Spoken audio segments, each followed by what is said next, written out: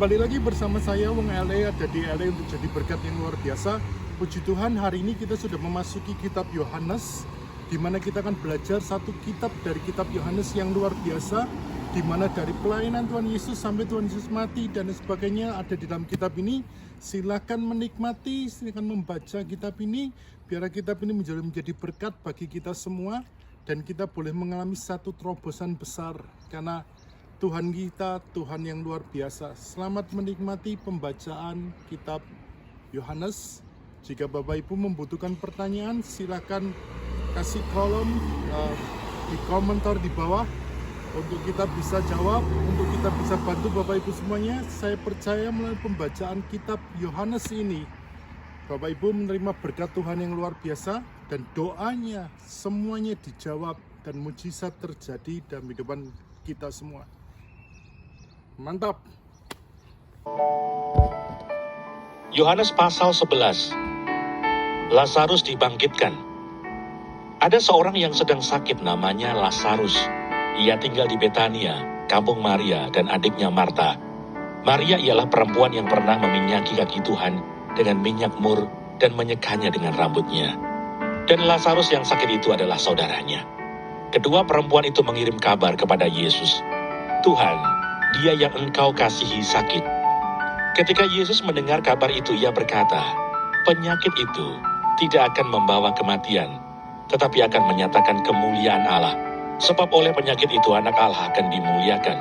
Yesus memang mengasihi Marta dan kakaknya dan Lazarus. Namun setelah didengarnya bahwa Lazarus sakit, ia sengaja tinggal 2 hari lagi di tempat di mana ia berada. Tetapi sesudah itu ia berkata kepada murid-muridnya, "Mari kita kembali lagi ke Yudea." Murid-murid itu berkata kepadanya, "Rabi, baru-baru ini orang-orang Yahudi mencoba melempari engkau. Masih maukah engkau kembali ke sana?" Jawab Yesus, "Bukankah ada 12 jam dalam satu hari? Siapa yang berjalan pada siang hari, kakinya tidak terantuk karena ia melihat terang dunia ini. Tetapi jikalau seorang berjalan pada malam hari, kakinya terantuk karena terang tidak ada di dalam dirinya." Demikianlah perkataannya, dan sesudah itu ia berkata kepada mereka, "Lazarus saudara kita telah tertidur, tetapi aku pergi ke sana untuk membangunkan dia dari tidurnya." Maka kata murid-murid itu kepadanya, "Tuhan, jikalau ia tertidur, ia akan sembuh." Tetapi maksud Yesus ialah tertidur dalam arti mati, sedangkan sangka mereka, Yesus berkata tentang tertidur dalam arti biasa. Karena itu Yesus berkata dengan terus terang, "Lazarus sudah mati, tetapi syukurlah aku tidak hadir pada waktu itu. Sebab demikian lebih baik bagimu, supaya kamu dapat belajar percaya. Marilah kita pergi sekarang kepadanya." Lalu Thomas, yang disebut Didimus, berkata kepada teman-temannya, yaitu murid-murid yang lain, "Marilah kita pergi juga untuk mati bersama-sama dengan dia." Maka ketika Yesus tiba, didapatinya Lazarus telah 4 hari berbaring di dalam kubur. Betania terletak dekat Yerusalem, kira-kira 2 mil jauhnya. Di situ banyak orang Yahudi telah datang kepada Marta dan Maria untuk menghibur mereka berhubung dengan kematian saudaranya. Ketika Marta mendengar bahwa Yesus datang, ia pergi mendapatkannya, tetapi Maria tinggal di rumah. Maka kata Marta kepada Yesus, "Tuhan, sekiranya Engkau ada di sini, saudaraku pasti tidak mati. Tetapi sekarang pun aku tahu bahwa Allah akan memberikan kepadamu segala sesuatu yang engkau minta kepadanya." Kata Yesus kepada Marta, "Saudaramu akan bangkit." Kata Marta kepadanya, "Aku tahu bahwa ia akan bangkit pada waktu orang-orang bangkit pada akhir zaman." Jawab Yesus, "Akulah kebangkitan dan hidup. Barang siapa percaya kepadaku, ia akan hidup walaupun ia sudah mati. Dan setiap orang yang hidup dan yang percaya kepadaku tidak akan mati selama-lamanya. Percayakah engkau akan hal ini?" Jawab Marta, "Ya Tuhan, aku percaya bahwa Engkaulah Mesias anak Allah, Dia yang akan datang ke dalam dunia." Dan sesudah berkata demikian, ia pergi memanggil saudaranya Maria dan berbisik kepadanya, "Guru ada di sana dan ia memanggil engkau." Mendengar itu Maria segera bangkit, lalu pergi mendapatkan Yesus. Tetapi waktu itu Yesus belum sampai ke dalam kampung itu. Ia masih berada di tempat Marta menjumpai dia.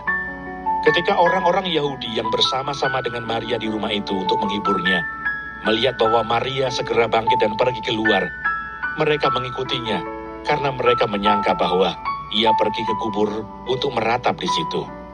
Setibanya Maria di tempat Yesus berada dan melihat dia, tersungkurlah ia di depan kakinya dan berkata kepadanya, "Tuhan, sekiranya Engkau ada di sini, saudaraku pasti tidak mati."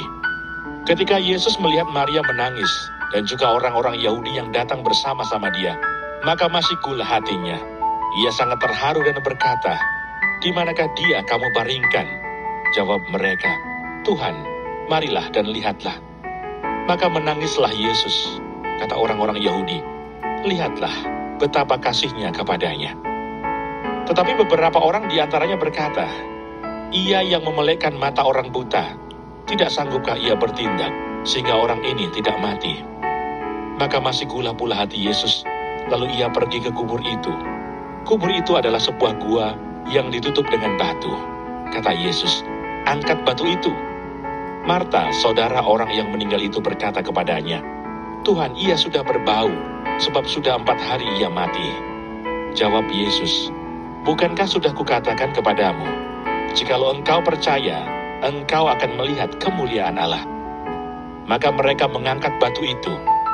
Lalu Yesus menengadah ke atas dan berkata, "Bapa, aku mengucap syukur kepadamu, karena engkau telah mendengarkan aku. Aku tahu bahwa engkau selalu mendengarkan aku. Tetapi oleh karena orang banyak yang berdiri di sini mengelilingi aku mengatakannya, supaya mereka percaya bahwa engkaulah yang telah mengutus aku." Dan sesudah berkata demikian, berserulah ia dengan suara keras, "Lazarus, marilah keluar." Orang yang telah mati itu datang keluar. Kaki dan tangannya masih terikat dengan kain kapan, dan mukanya tertutup dengan kain peluh. Kata Yesus kepada mereka, "Bukalah kain-kain itu, dan biarkan ia pergi." Persepakatan untuk membunuh Yesus. Banyak di antara orang-orang Yahudi yang datang melawat Maria dan yang menyaksikan sendiri apa yang telah dibuat Yesus percaya kepadanya. Tetapi ada yang pergi kepada orang-orang Farisi dan menceritakan kepada mereka apa yang telah dibuat Yesus itu. Lalu imam-imam kepala dan orang-orang Farisi memanggil mahkamah agama untuk berkumpul dan mereka berkata, "Apakah yang harus kita buat? Sebab orang itu membuat banyak mukjizat. Apabila kita biarkan dia, maka semua orang akan percaya kepadanya dan orang-orang Roma akan datang dan akan merampas tempat suci kita serta bangsa kita." Tetapi seorang di antara mereka, yaitu Kayafas, imam besar pada tahun itu, berkata kepada mereka, "Kamu tidak tahu apa-apa dan kamu tidak insaf, bahwa lebih berguna bagimu jika satu orang mati untuk bangsa kita daripada seluruh bangsa kita ini binasa." Hal itu dikatakannya bukan dari dirinya sendiri, tetapi sebagai imam besar pada tahun itu ia bernubuat bahwa Yesus akan mati untuk bangsa itu. Dan bukan untuk bangsa itu saja, tetapi juga untuk mengumpulkan dan mempersatukan anak-anak Allah yang tercerai-berai. Mulai dari hari itu mereka sepakat untuk membunuh dia. Karena itu Yesus tidak tampil lagi di muka umum di antara orang-orang Yahudi. Ia berangkat dari situ ke daerah dekat padang gurun, ke sebuah kota yang bernama Efraim, dan di situ ia tinggal bersama-sama murid-muridnya. Pada waktu itu hari raya Paskah orang Yahudi sudah dekat, dan banyak orang dari negeri itu berangkat ke Yerusalem untuk menyucikan diri sebelum Paskah itu. Mereka mencari Yesus, dan sambil berdiri di dalam bait Allah, mereka berkata seorang kepada yang lain, "Bagaimana pendapatmu? Akan datang jugakah ia ke pesta?" Sementara itu imam-imam kepala dan orang-orang Farisi telah memberikan perintah supaya setiap orang yang tahu di mana dia berada memberitahukannya, agar mereka dapat menangkap dia.